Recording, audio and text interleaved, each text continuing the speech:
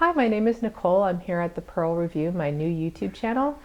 Today I'd like to do a review of my Cat Stop Fighting about the Goldfinch, which was written by Donna Tartt in 2013. Since then, it has won the Pulitzer.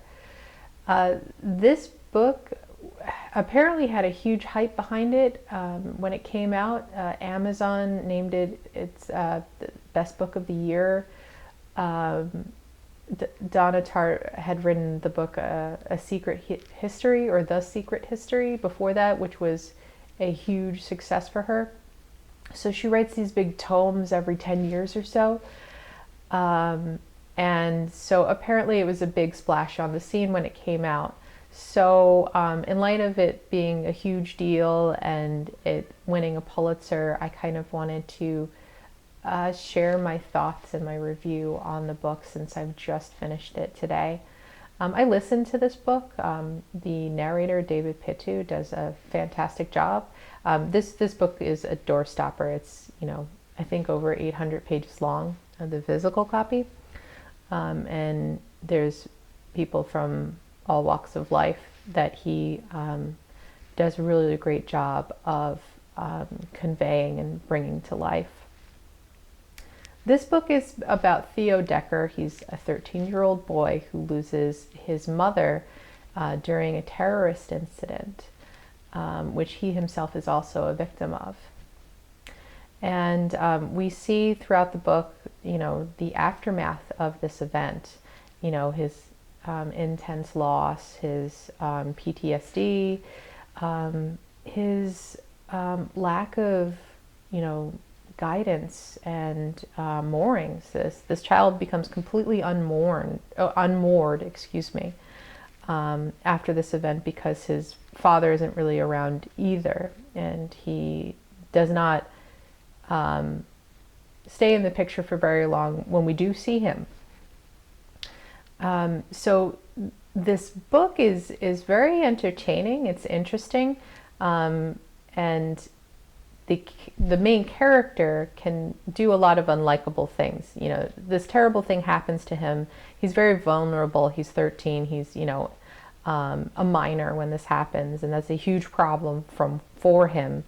He's constantly vulnerable and afraid that he's going to wind up in foster home or with the wrong people. He suffers a lot in this, but he's also cruel. He's also foolish.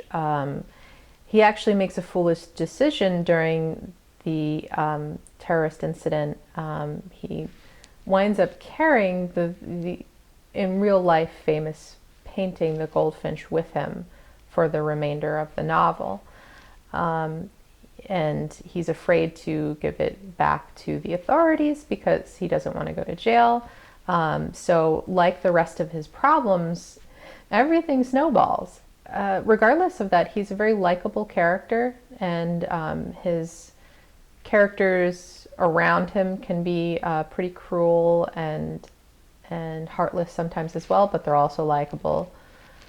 I will say that because of all of the loss and suffering of this book, there's a few key characters that are sort of like oasis for this kid. This book really highlights how sometimes mercy and love and the feeling of being home and having family can be fleeting.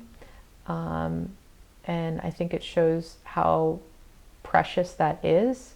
I think one of the reasons why Theo is likable is that you can see the absence of love and safety and solace for this character. And he's not a perfect person, but he definitely deserves that.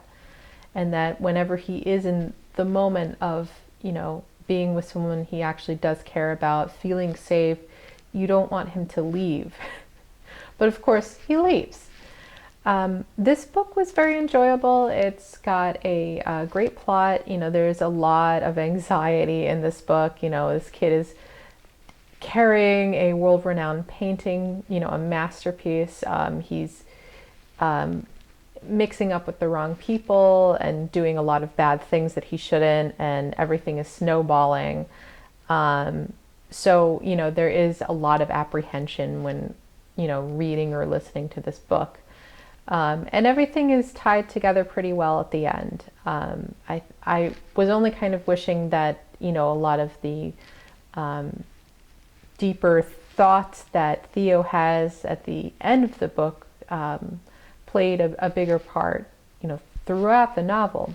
I think that the Pulitzer really should be a prize for books that, are real pieces of literature, that are comments on the human condition, and if not, at least, beautiful works of art themselves.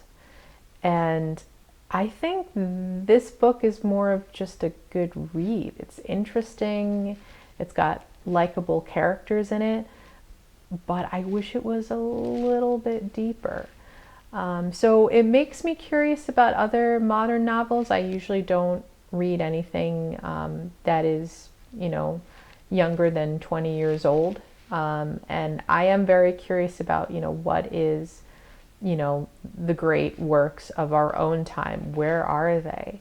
I get nervous because I feel like if nobody's talking about something, maybe that means that there's nothing there. So if you have any good recommendations for me on real literature coming out now, I know I have to check out Pachinko and the other Pulitzers that have come out, please let me know. And I know this is a mixed review. I will say it's a good book. It's well made. If you want to go along for the ride, I definitely recommend it. If you want to share your thoughts below, please do. If you liked it, if you hated it, let me know. And thanks so much for listening. Bye.